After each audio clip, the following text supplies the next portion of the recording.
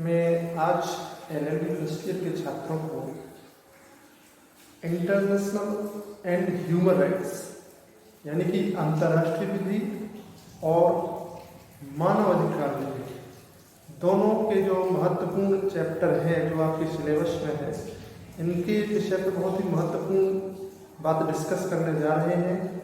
मैं आप लोगों को वही चैप्टर और वही सब्जेक्ट मैटर पढ़ाऊंगा जो आपके एग्ज़ाम की दृष्टि से बहुत ही महत्वपूर्ण है। एग्ज़ाम के साथ साथ आपके दोनों विषय कोई भी कंपटीशन हो, चाहे सिविल जज हो या एपीओ हो या डीएलओ हो, कहीं ना कहीं किसी न किसी कंपटीशन क्लासेस में ये सब्जेक्ट पूछे जाते हैं।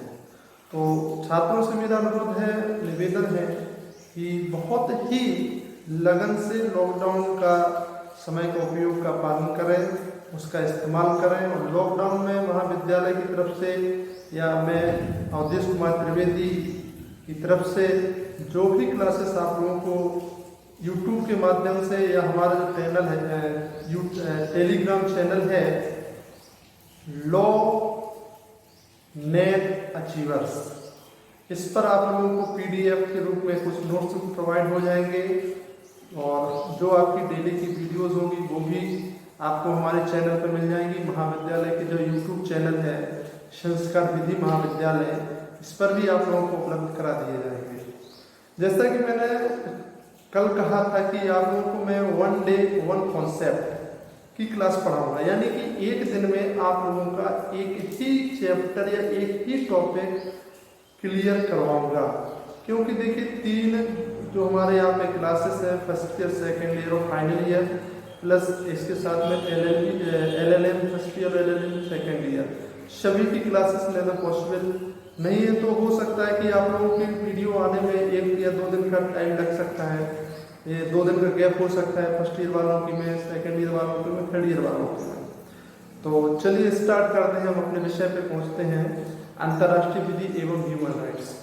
तो सबसे पहले आज जो हम डिस्कस करने वाले हैं वो है आपका मानव अधिकार अधिनियम या मानव अधिकार संरक्षण अधिनियम 1993।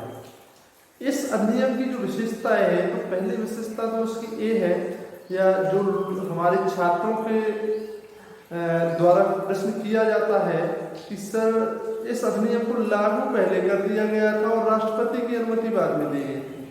यानी कि जो हमारा 1993 का जो अधिनियम है, इसको 1993 में लागू कर दिया गया था, लेकिन राष्ट्रपति के द्वारा जो इसको अनुमति दी गई थी वो 8 जनवरी 1994 को दी गई थी, यानी 8 जनवरी 1994 को राष्ट्रपति ने इस अधिनियम को मान्यता प्राप्त की थी।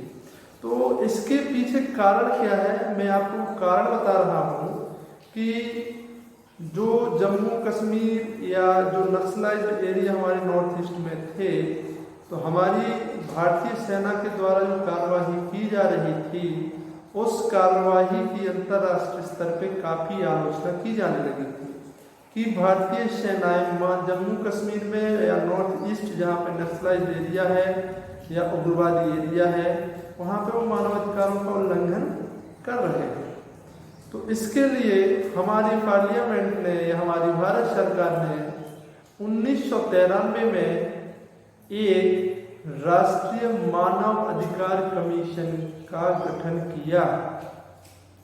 तो देखिए भाई, आपका जो अधिनियम है वो अधिनियम बाद में लागू हुआ है, लेकिन कमीशन जो है वो आपका 1993 में आ चुका था और 1993 में इसको लागू कर दिया गया। इसी की वजह से इस अधिनियम को 1993 में लागू हुआ माना जाता है, लेकिन राष्ट्रपति की जो परमिशन है वो 1994 में दी गई। उसके पीछे सबसे बड़ा कारण ये है। अब हम बात करते हैं कि इस अधिनियम के जो भी विधि बनाई जाती है, जो भी कार्य किए जाते हैं, उस विधि को या उस कार्य को करने के पीछे कुछ ना कुछ उद्देश्य होता है।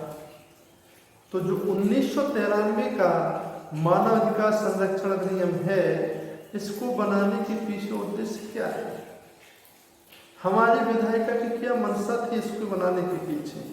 तो वो 3 प्रकार के निम्न उद्देश्य हैं।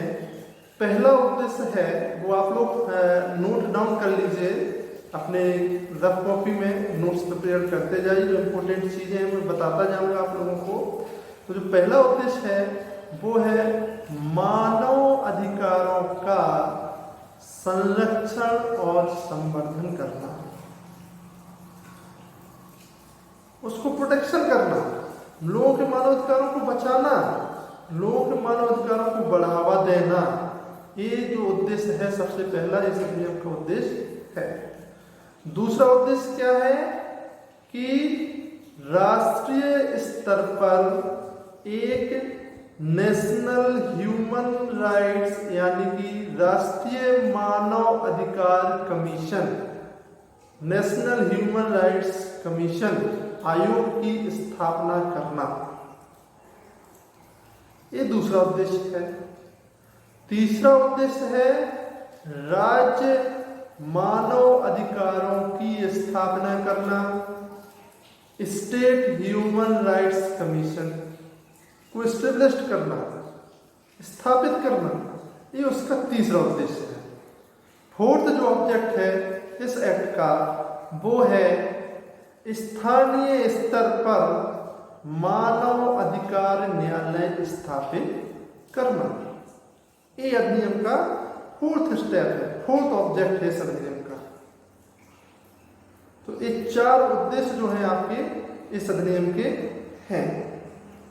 अब जो आपका ये अधिनियम है मानव अधिकार संरक्षण अधिनियम 1993, इसमें 43 सेक्शन दिए गए हैं, यानी कि 43 धाराएं दी गई हैं और इसको 8 चैप्टर में डिवाइड किया गया है। तो थोड़ी सा हम इसके ब्रीफ इसके जो चैप्टर हैं उनके विषयों में जान लेते हैं, कैसे कैसे चैप्टर हैं, उसमें कैसे क्या डिस्कशन किया गया है।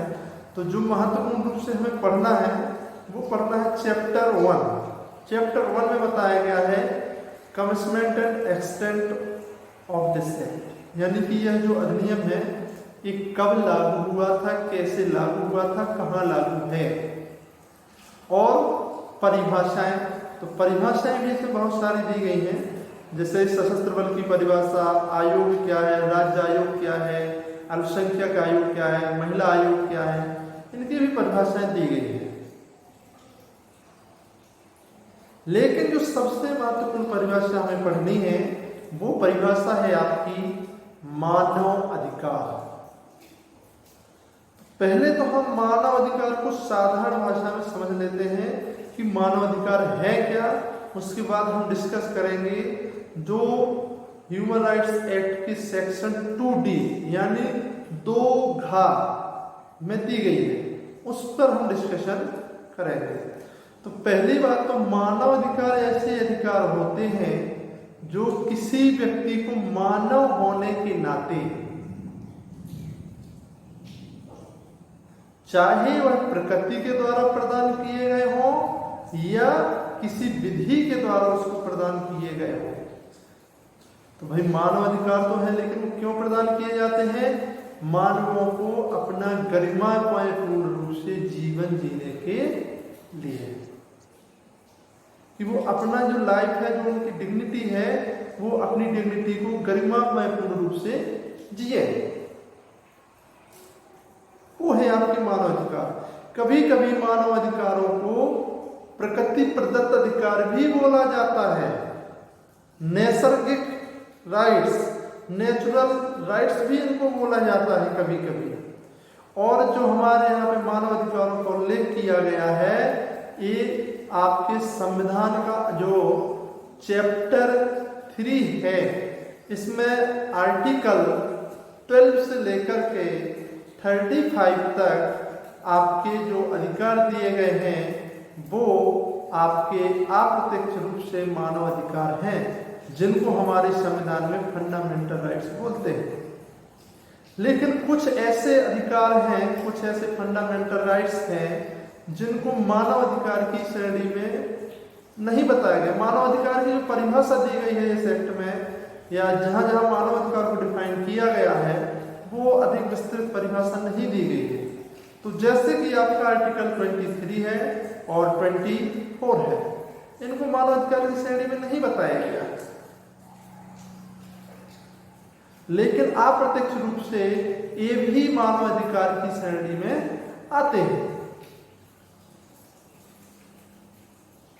तो ये था आपका आज का इंट्रोडक्शन ह्यूमन राइट्स पर।